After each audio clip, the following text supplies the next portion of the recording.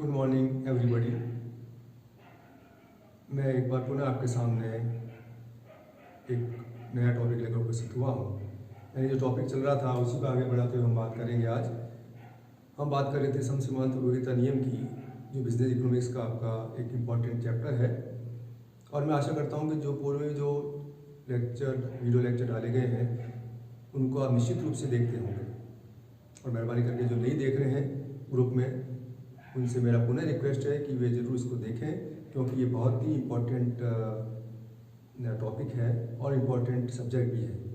मैंने पूर्व में भी आपको बताया था कि बिजनेस इकोनॉमिक्स बहुत ही कई लोगों को टेक्निकल सब्जेक्ट लगता है, लेकिन एक बार अगर समझ में आ जाए तो आप निश्चित रूप से इसमें 100 में से 80 नंबर भी लेकर आ रहे हैं तो कोई बड़ी बात नहीं। 100 में से 85 नंबर भी मैंने देखे हैं। बशर्ते कि आपको समझ में आना चाहिए, आप उसकी पूरी व्याख्या करें, अवधारणा को समझें, लिखें, डायग्राम से ही बनाएं, तो कोई कारण नहीं कि आपके कोई नंबर कम कर दें। तो हम जो बात कर रहे थे समसीमांत उपयोगिता नियम की, उसकी हम आधुनिक व्याख्या की आज हम बात कर रहे हैं, जिसको आनुपातिकता का नियम भी कहा जाता है। ये आनुपातिकता का नियम प्रोफेसर बोल्डिंग द्वारा विकसित किया गया है। दो प्रकार के अर्थशास्त्री हमारे पास में, एक तो वे जो प्रतिष्ठित अर्थशास्त्री के नाम से जाने जाते हैं, और एक वे अर्थशास्त्री जो मॉडर्न इकोनॉमिस्ट आधुनिक अर्थशास्त्री के नाम से जाने जाते हैं। प्रतिष्ठित अर्थशास्त्रों में मुख्य रूप से हम जो बात करते हैं professor Marshall, professor Pigou, professor Ricardo, Adam Smith जो अर्थशास्त्र के जनक भी हैं, और मॉडर्न इकोनॉमिस्ट में professor Hicks, Allen, Pareto, Shrimati Joan Robinson और प्रोफेसर बोल्डिंग मुख्य रूप से मॉडर्न इकोनॉमिस्ट में आ जाते हैं। तो प्रोफेसर बोल्डिंग ने कुछ जो मार्शल के जो नियम था, जो अवधारणा थी, उसमें कुछ कमियां बताई, और तब उन्होंने ये आनुपातिकता के नियम को प्रतिपादित किया।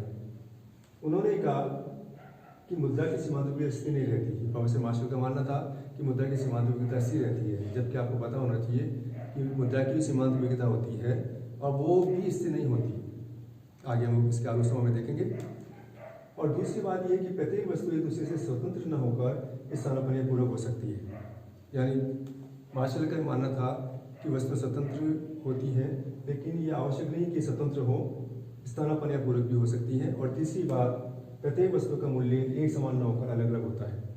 यानी ये मार्शल ने माना उनकी अवधारणा में कि प्रत्येक वस्तु की कीमत एक समान होती है। जैसे हमने लिखा था, एक्स वस्तु की कीमत 1 रुपया और वाई वस्तु की कीमत 1 रुपया प्रति इकाई है, लेकिन ऐसा जरूरी नहीं होता। जब आप बाजार जाते हैं तो कीमतें अलग अलग भी होती हैं।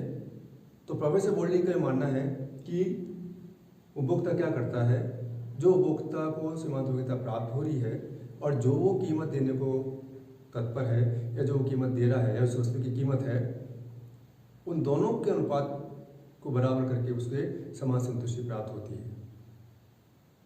यह अनुपात किस प्रकार होता है, उसके लिए उन्होंने एक फॉर्मूला दिया है। एक फॉर्मूला है किस प्रकार हम उसको अनुपात को उस रेशियो में बराबर करके हम समान संतुष्टि प्राप्त कर सकते हैं।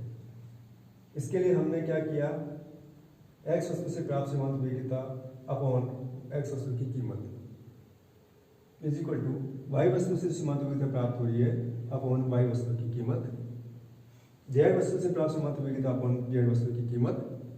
इसको अगर इस तरह से बात करें, M U x upon price of x is equal to M U y upon price of y is equal to M U z upon price of z is equal to M U n upon price of n. मैंने कितनी और वस्तु भी हो सकती है। ये पहला फॉर्मूला है। और दूसरा फॉर्मूला उन्होंने दिया है कि जो उपभोक्ता की कीमत है एक निश्चित होती है, लिमिटेड होती है, तो उसको किस प्रकार हम कैलकुलेट कर सकते हैं, q x into price of x plus q y into price of y plus q z into price of z is equal to y. Y का मतलब क्या होता है, वाई को यील्ड बोलते हैं, यानी इनकम। जो इनकम का होता है उसका दूसरा नाम यील्ड भी होता है, और जनरली ये वाई से डिनोट किया जाता है, यानी इसके इनकम के ये बराबर हो जाना चाहिए। तो अब हम इन फार्मूले से हम ये देखेंगे किस प्रकार एक उपभोक्ता को अधिकतम संतुष्टि प्राप्त हो सकती है। ये कुछ तीन हमने वस्तुएं ली हैं। ये वस्तु की इकाइयाँ हैं 1, 2, 3, 4, 5 जो आप देखते हैं। गेहूँ से प्राप्त मिलने वाली सीमांत उपयोगिता 65, 52, 42, 27, 15। कपड़े से मिलने वाली सीमांत उपयोगिता 40, 36, 18, 11, 3 और दाल से मिलने वाली उपयोगिता 15, 9, 6, 3 और 1। ये उससे मिलने वाली उपयोगिताएं हैं। ये हमको मानना है, हमने माना कि गेहूं की कीमत 9 रुपये प्रति इकाई है, कपड़े की कीमत 6 रुपये प्रति इकाई है और दाल की कीमत 3 रुपया प्रति इकाई है। हमने ये भी माना कि उपभोक्ता की आय 60 रुपये है। ये सब आपको मानना पड़ेगा। अर्थशास्त्र में कोई चीज़, जैसे मैंने कहा कि आपको खुद को एग्ज्यूम करनी पड़ेगी और तो एग्जाम्पल को समझाना पड़ेगा। कोई बार ऐसा भी होता है कि आपको कुछ टेबल दे दी जाती है, पूर्व में से एग्जाम में क्वेश्चन आए हैं, फिल इन द ब्लैंक्स, और इसके हिसाब से आपको इसको भरना पड़ता है। तो ये इस प्रकार आप देखिए कि हमें ये फॉर्मूला काम में लेते हुए अपने संतुष्टि के अधिकतम संतुष्टि किस प्रकार प्राप्त कर सकते हैं। तो ये देखिए आप, जो फॉर्मूला है एक्स वस्तु से प्राप्त सीमांत उपयोगिता पर एक्स वस्तु की एक्स वस्तु से प्राप्त सीमांत उपयोगिता पर एक्स वस्तु की कीमत। तो हमने एक्स वस्तु की जो सीमांत उपयोगिता है उसको हमने सभी वेजेस की कीमत है उसके हमने इसको डिवाइड कर दिया है। इसी प्रकार कपड़े से जो कपड़े की कीमत है 6 रुपये प्रति इकाई, तो हमने इसको उससे मिलने वाली उपयोगिता से उसको यहाँ जमा करें, ये गलती से 8 दिया गया है, ये 6 है।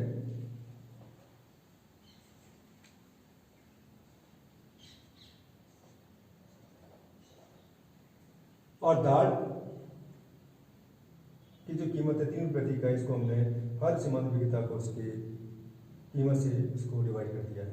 तो आप देखेंगे कि जब आप कैलकुलेट करेंगे तो आप देखिए एक जगह ऐसी होगी जहाँ पर कि तीनों उपयोगिताएँ जहाँ पर सीमांत उपयोगिता समान हो जाएंगी। यहाँ पर आप देखिए कि एक चीज़ ऐसी आ रही है 27 अगर हम करते हैं ये। इसी प्रकार आप यहाँ पर देखिए ये चीज़ देखिए आप, और यहाँ पर देखिए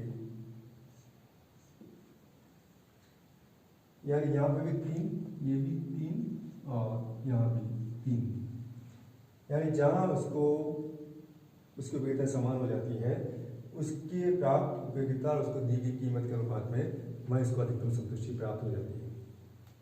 अब जो संतुष्टि हम ये कह सकते हैं कि इसको यहाँ पर तो हमें देखना होगा कि जो उसकी कीमत, जो उसकी आय है वो उसके बराबर हो रही है या नहीं हो रही है, कम या ज़्यादा तो नहीं है।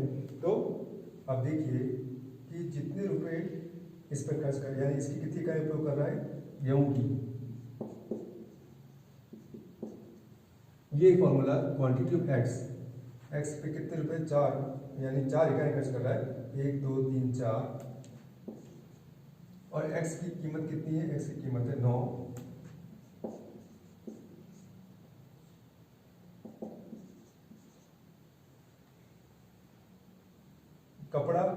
कपड़ा उसके आप देखिए 6 रुपये प्रति इकाई है, तो आप इस पर 3 यहाँ पर हो रहा है बराबर, या आप देखिए 3 कपड़ा 3 × 3 = 9, और यहाँ पर आप देखिए 6 18 कम करें, ये आपका 18 होगा, इसकी कीमत 6 है तो 18, और दाल आप ये देखिए 2 इस पे इकाइयाँ पर खर्च कर रहे हैं, तो 2 × इसकी कीमत है 3 = 6। टोटल अगर हम करें 60।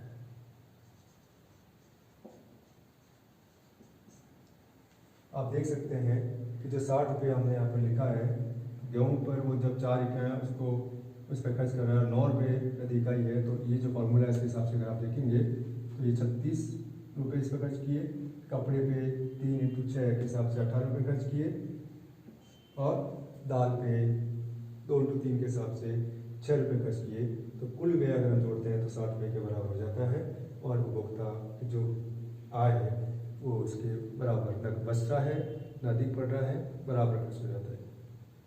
तो अगर क्वेश्चन आ जाता है एग्जाम में सम सीमांत उपयोगिता नियम की आधुनिक व्याख्या बताइए, तो आपको ये पूरा समझा के ये फॉर्मूले के हिसाब से ये बताना है, आपको डायग्राम बताना है। तो आज के इतना ही काफ़ी है। Thank you very much.